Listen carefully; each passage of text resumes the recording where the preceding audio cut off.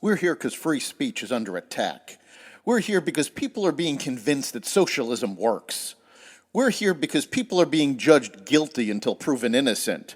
We are fighting back with facts. This is not a safe zone, so buckle up, Buttercup. This is the raw, naked truth.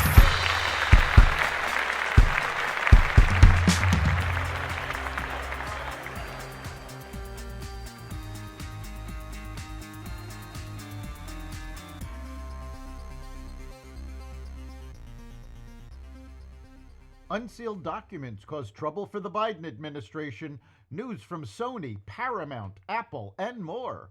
Welcome to the Raw Naked Truth. I'm your host, Eric Lupkin, and here's the news you need to know. Former President Donald Trump visited a fire department in Midtown Manhattan on Thursday evening to honor first responders following hours in court for his unprecedented criminal trial.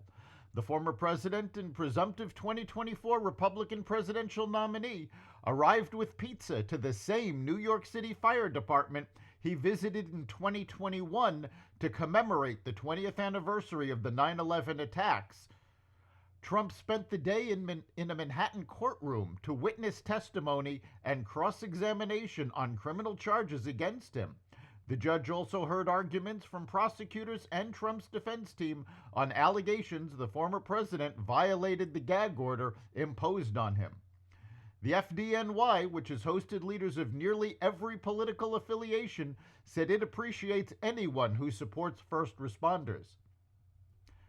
Top Biden administration officials worked with the National Archives to develop special counsel Jack Smith's case against Donald Trump involving the former president's alleged mishandling of classified materials, according to recently unsealed court documents in the case pending in southern Florida. More than 300 pages of newly unredacted exhibits containing emails and other correspondence related to the early stages of the hunt for presidential papers challenged public statements by Joe Biden about what he knew and when he knew it regarding the case against his political rival.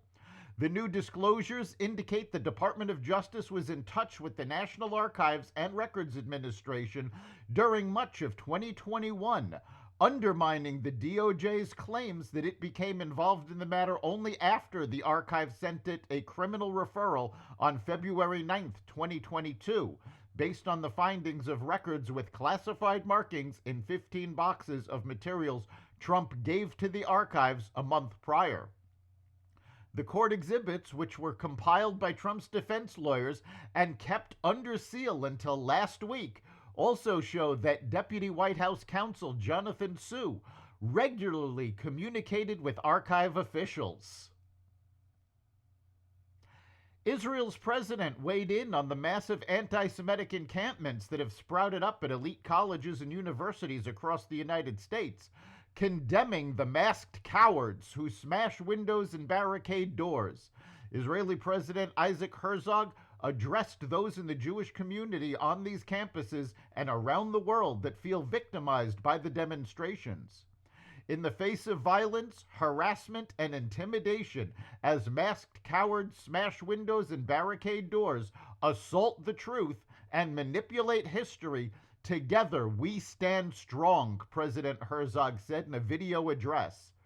As they chant for intifada and genocide, we will work together to free our hostages held by Hamas and fight for civil liberties of the entire free world and our right to believe and belong and the right to live proudly, peacefully, and securely as Jews and as Israelis anywhere, he added. Sony Pictures and Apollo Global Management have submitted a $26 billion cash offer for Paramount Global. The bid, the second by private equity giant Apollo, was submitted Wednesday in an offer letter signed by Sony Pictures CEO Tony Villanueva and Aaron Sobel, a partner at Apollo, according to a Wall Street Journal report, citing people familiar with the situation.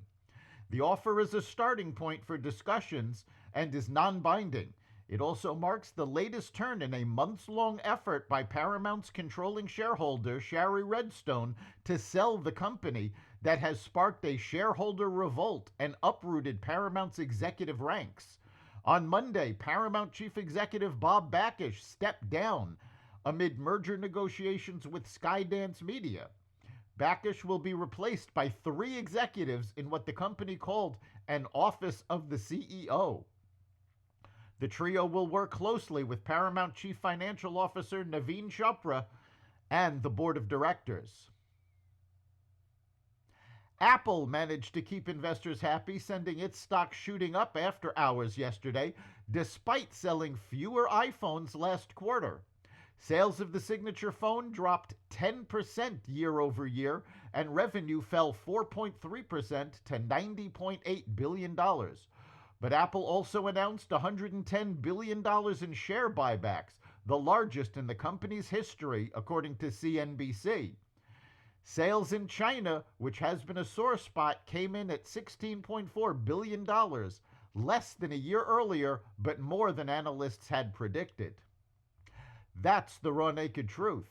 You can catch every episode of the Raw Naked Truth at xvadio.com, the Apple Podcasts app, Google Podcasts, Spotify, iHeartRadio, Audible, Amazon Music, and other platforms that respect freedom of speech.